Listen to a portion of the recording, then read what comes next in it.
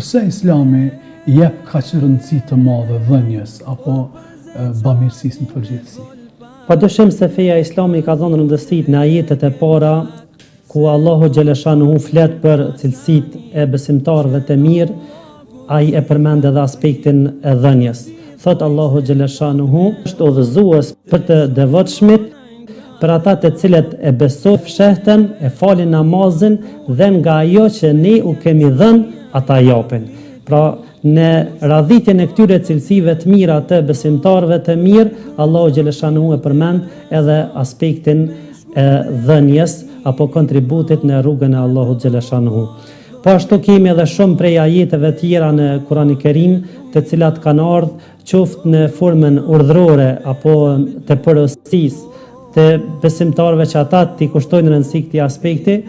Në një prej ajeteve Allahu xhaleshanuhu thot: "Thuaj robëve të mi, të cilët kanë besuar, që ta falin namazin rregullisht dhe nga ajo që ne u kemi dhënë ata të japin." Bile ka në disa raste ku Allahu xhaleshanuhu gjithashtu na mëson në një ajet kuranor ku thot: "Dhe jepni, kontriboni në rrugë të Allahut dhe mos e hudhni veten tuaj në rrezik." E komentatorët e Kuranit familart kanë thënë se nëse ne si besimtar, nëse ne si musliman nuk i kushtojmë rëndësi aspektit të dhënjes në rrugë të Allahut, aspektit të kontributit në rrugë të Allahut, atëherë ne mundemi me psu se ai i cili nuk kontribon, ai edhe rrezikon vetveten, e rrezikon shkatrimin, ndoshta jo shkatrimin fizik, po shkatrimin e pasurisë së tina.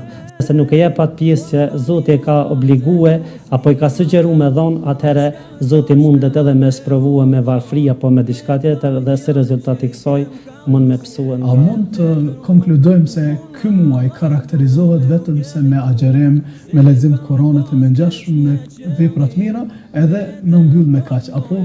Muaji i bekuar i Ramazanit, përveç se që e karakterizojnë shumë prej veprave të mira, ai padyshim se karakterizohet edhe me sadaka, me dhënien, me kontributin në rrugë të Allahut xhaleshanuhu. Këtë bazohemi duke u kthyer tek hadithi i pejgamberit alayhis salam apo tek transmetimi që ka ardhur në sunetin e pejgamberit alayhis salam, në të cilin thuhet: "Ka qenë pejgamberi alayhis salam më bujari ndër njerëzit, mirë po ai ishte edhe më bujar në muajin Ramazan, e në veçanti kur e takonte Xhibrilin, i cili ja mësonte Kur'anin atij." Pra nëse e morëm pejgamberin alayhis salam shembull, se ai në Ramazan ishte shumë më bujar se sa gjitha herave tjera, atëherë ne përveç këtyre veprave të mira që i kemi bërë, qoftë namaz, qoftë lexim të Kur'anit, patjetër duhet të angazhohemi edhe në sadaka, edhe në kontribute. Gjendëruar, nëse neglizhohet dhënia apo kontributi në rrugën e Allahut xhaleshanuhu, çfarë rezultati do të ketë? Nëse i hedhën një vështrim disa prej ajeteve kuranore, aty e shohim vërejtje besimtarëve, muslimanëve. Ashtu, Allahu xhaleshanuhu në disa ajete i qorton ata të cilët nuk i kushtojnë rëndësi aspektit të dhënjes. Në një prej ajeteve Allahu xhaleshanuhu thot: "Keni dro dënimit të Zotit, aq sa mundeni, dëgjoni, respektoni dhe jepni apo kontriboni në rrugë të Allahut."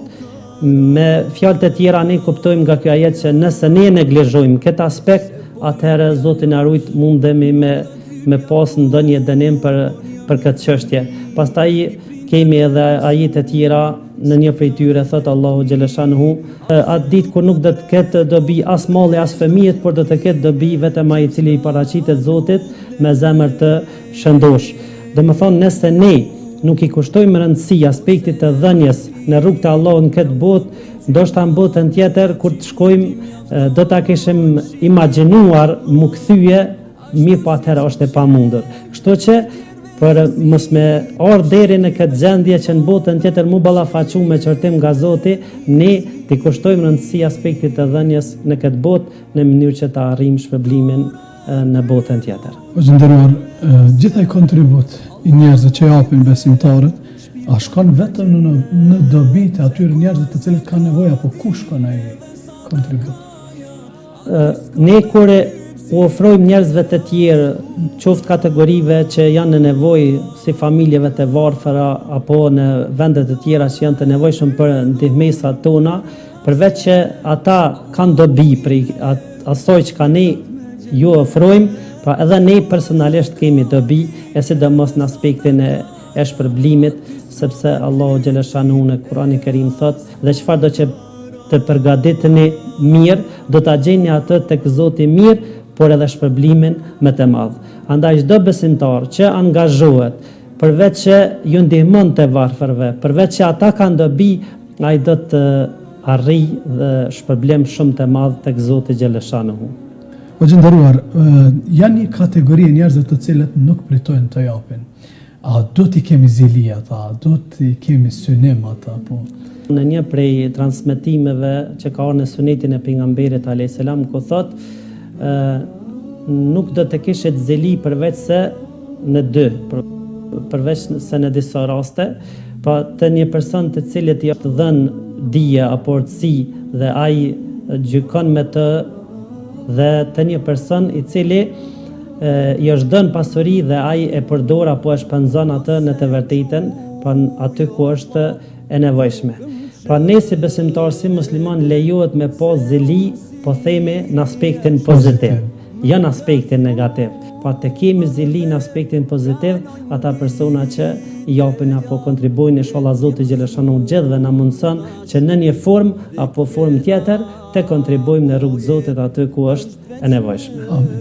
O gjendëruar, puna e kontributit që jepet, realisht a shumë fishohet ajo dhe a është kjo një nxitës për të dhënë realisht?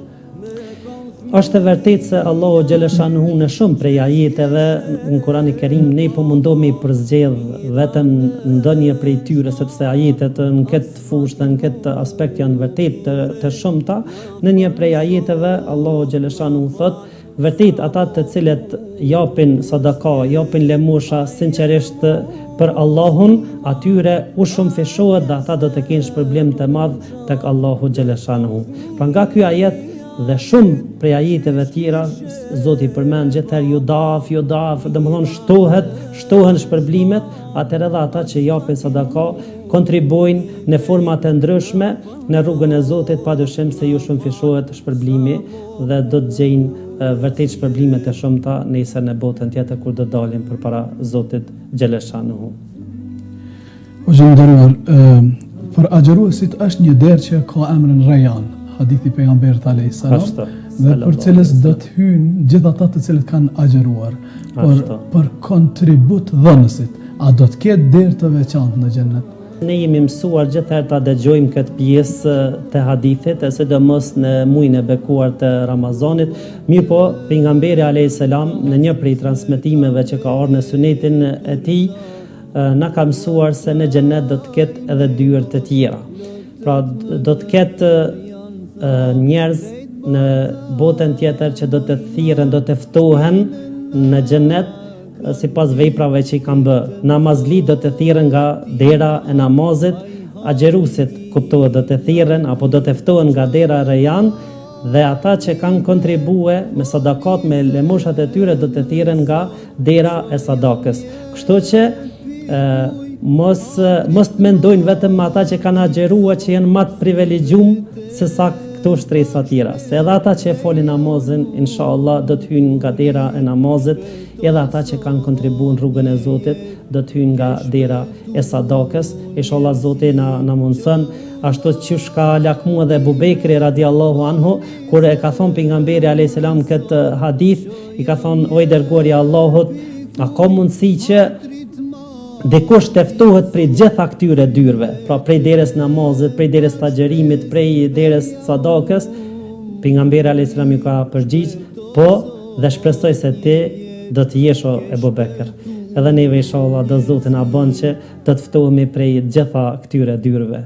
Pra edhe prej derës namazit, edhe prej të agjerimit, Rayyanit, edhe prej derës sadakës. Amen, do të ishte kënaqësi jashtëzakonshme. Kur jemi tek kënaqësia në shpërblim, është edhe kënaqësia edhe në dhënje. Çfarë kënaqësie, çfarë emocioni jep në aspektin shpirtëror dhe në aspektin fizik? Kurani i Kerimi na ka mësuar se ata të cilët japin Allahu Gjeleshanuhu ata I bën që mundi e mirë, se në një prej ajeteve Allahu Dhul Gjelal thot, dhe sa I përket atina që jep dhe ruhet dhe vërteton benshëm për atë më të mirën, atë do ta përgatisi më të lehten. Nga ky ajet, edhe siç e kanë komentuar edhe shumë prej dietarëve dhe ulemave, nën kuptohet se vërtet ai person I cili jep, kontribon, atij Zoti I çon një relaksim shpirtëror, një gëzim, në ndin veten mirë, edhe Zoti Gjeleshani ja lehtëson edhe punë tjera për shkak atij aspektit dhënjes që e ka bë. Si do të jetë halli atij personi I cili ka ndihmuar, ka dhënë rrugën e Zotit Madhërisëm? Në një hadith të pejgamberit alayhis salam ka ardhur, çdo njeri do të jetë në hijen e sadakës ti derisa të përfundoj gjykimin mes njerëzve. Pra në ato skena të botës tjetër që vërtet janë të vështira për çdo kënd, pra ai që ka dhënë, ai që ka kontribuar në rrugt e Allahut, sadaka e tij, lëmosha e tij, kontributi I tij do t'i bën hije dhe nuk do t'i përjetoj ato situata të vështira në botën tjetër. Dhënia në rrugën e Allahut Madhërisëm është ndër veprat që I don Allahu Gjeleshanuhu dhe çfarë niveli ka? Dhënia në rrugt të Allahut është prej veprave që Zoti Gjeleshanuhu e don dhe është I kënaqur.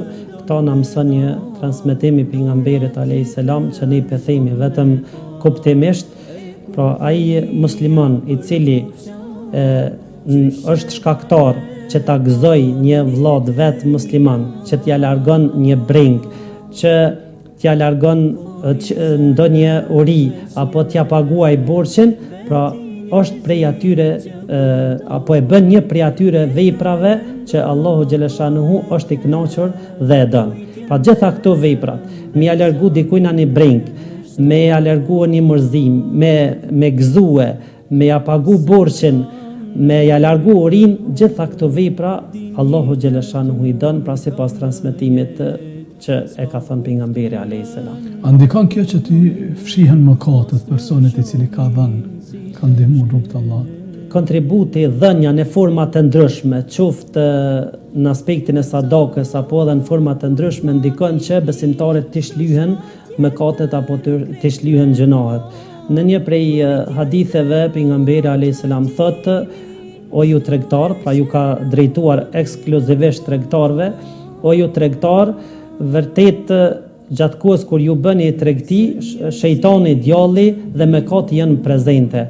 Andaj largoni atë me sadaka. Me fjalë të tjera, pra I ka porositur tregtarët që t'japin sadaka, të kontribuojnë në forma të ndryshme, që t'i shlyjnë ato mëkate eventuale që mund t'i bëjnë gjatë kohës kur bojnë tregti apo kur bojnë pazar me të tjerët. Kur japim sadaka, do të kemi parasysh ti aplikojmë disa rregulla apo është çështje e lirë? Ne si besimtar dhe si musliman duhet ju kushtojmë rëndësi disa rregullave që I kanë nxjerr ulemaja apo dietarët islam, kur është në pyetje dhënia e kontributeve të ndryshme, se nuk përkufizojmë vetëm me sadaka, po pelom të hapur.